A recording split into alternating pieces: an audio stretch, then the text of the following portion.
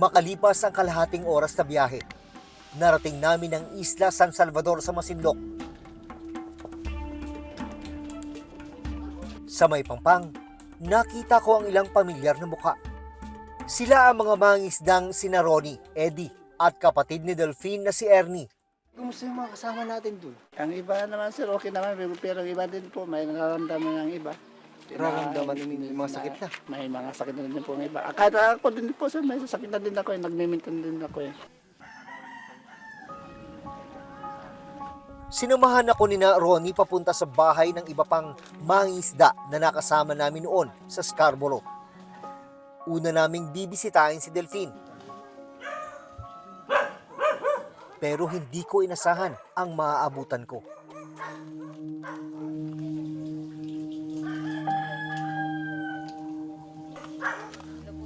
Si Delphine, ano?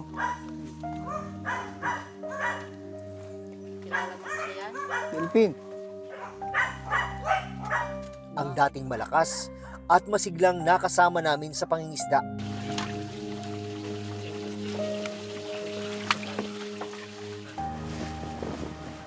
Ako kapatid ko yan, ako kapatid ko yan. Ako kapatid ko yan, ako may sama, naman ako. Bihag na ng isang papag ngayon. Diyan ba na siya? Hindi ba? Scarborough. Ay, sabay ko na ako. Oo. Hirap man, mababakas kay Delphine ang kagustuhang makapagsalita. Ako kapatid ko yan, ako kapatid ko yan, ako.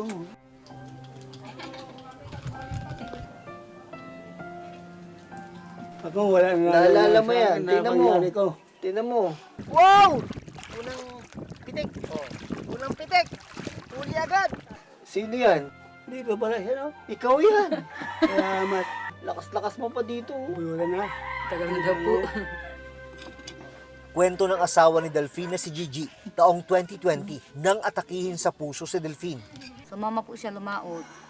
Nang bababa na daw po siya, bigla na lang po daw siyang natumba. Na-stroke na po.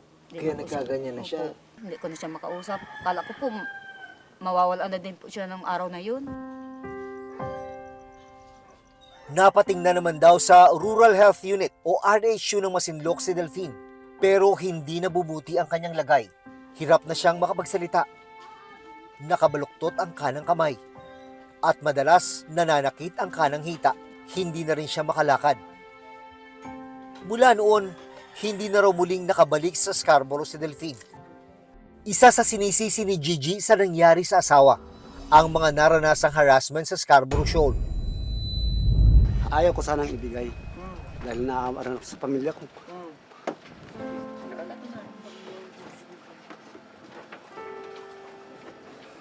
Halos nga, wala akong kinita, sir. Ito, sa Scarborough. Umuwi kami luhaan. Sa Scarborough, walang kinita. Kaya yun ang ayaw ko. Kailan yan, sir? Itong December, December lang, sir. oh, kinawit pa ako dito sa lig na ayaw kong ibigay yung pana ko. Ngayon, pinipirsa nila. Ang ganitong mapait na karanasan, hindi raw mawala sa isipan ni Delphine. Yung gamit po, daw po niya, kinuha nila. Yun po ang Naalala pa rin talaga Opo, niya yung yan. mga gamit daw po niya. At kahit bihag ng karamdaman, hindi raw nawawala kay Delphine ang kagustuhang makabalik sa Scarborough Shoal. Habang nagkukwentuhan tayo, umiiyak ka nga doon eh. Sama ka pa daw doon, siguro. Gusto ka pa doon, sasama doon. Salamat. Salamat Punta ka daw doon, po. punta ka doon. Pupunta Tayo ka tayo. doon. Laban-laban. Laban-laban daw, laban-laban daw po sa Lalaban doon. tayo doon. Ano? Lagi ba niya nababanggit pa rin yung Opo. Scarborough? Yun po, parang niya po nababanggit. Paano Sabi niya niya po, binabanggit? sa atin yun. Hanggang ngayon. Opo, pupunta pa daw siya pag malakas din daw po siya. Dahil hindi makapagtrabaho, umaasa sila ngayon sa tulong ng mga anak. Kagaya ganyan po, hindi ko siya maiwanan. Gusto ko maghanap buhay, hindi ako makapaghanap buhay. Kawawa na naman po siya pag ganyan po, dudumi siya. Wala pong mag-asikaso sa kanya. At gustuhin man daw nilang maipagamot si Delphine.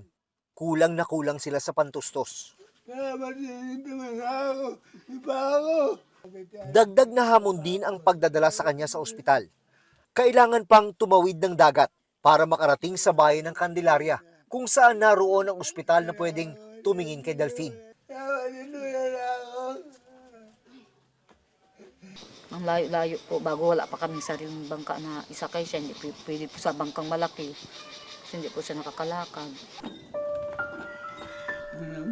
Hindi. Hindi. Hindi, tulak. Nagdadasal po ako na sana po may tutulong sa amin.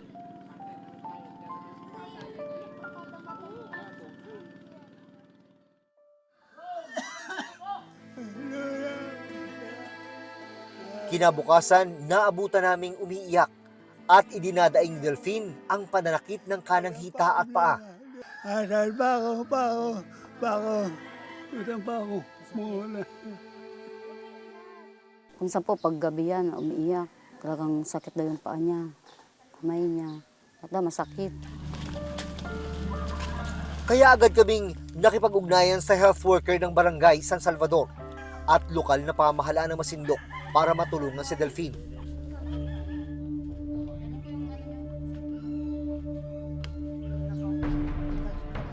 Para madala sa Pampang, kakailangan din siyang ipahila sa isang kalabaw.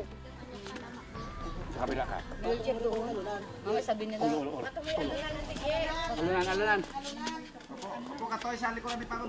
Ebante mo si Padre del Bentahan. Ebante mo pa siyang kaunti doon sa unahan. Sa tulong ng kanyang busong anak na si Deji, na nagsilbi niyang sandalan, ibinyahe si Delphine habang hila-hila ng isang kalabaw na nagmistulang isang ambulansya.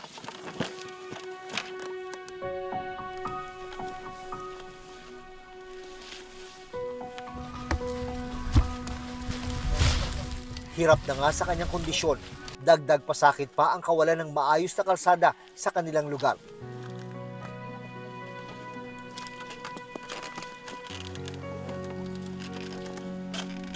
Pero para sa pamilya ni Delphine, ito raw ang pinakahihintay nilang pagkakataon.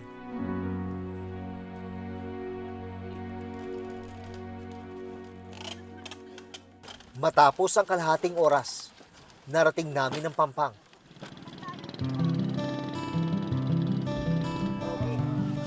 Pinagtulong-tulungan siyang isakay sa isang bangka.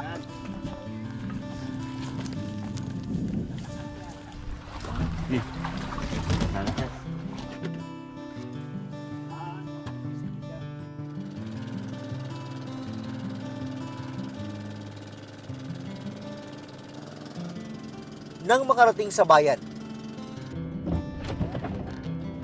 inilipat naman si Delphine sa isang ambulansya.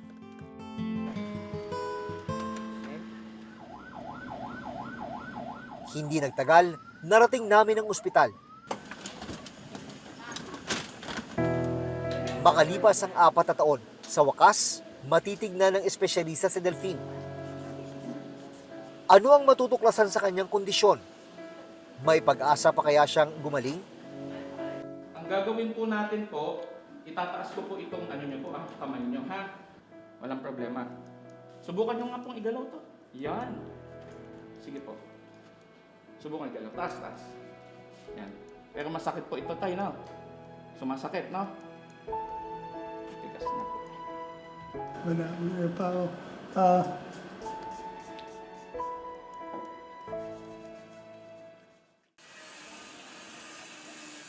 Samantala, pagdating nila Delphine sa ospital, agad siyang sinuri.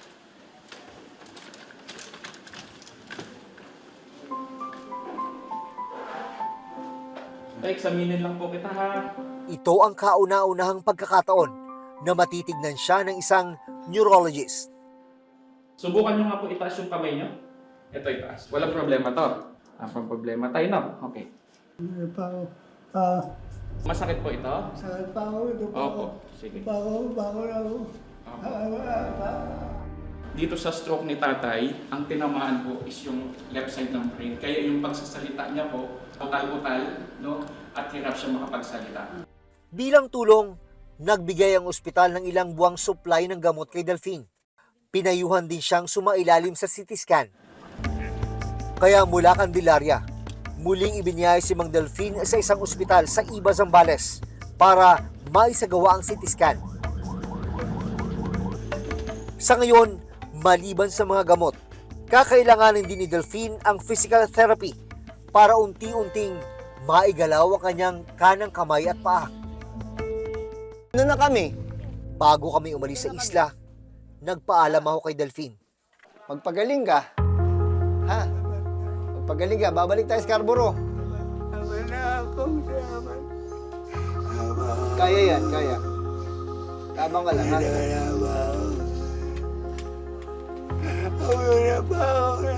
Pag magaling ka na, balik tayo sa Scarborough. Ha? Balik tayo. Ha? Balik tayo. Sama tayo doon. Oo.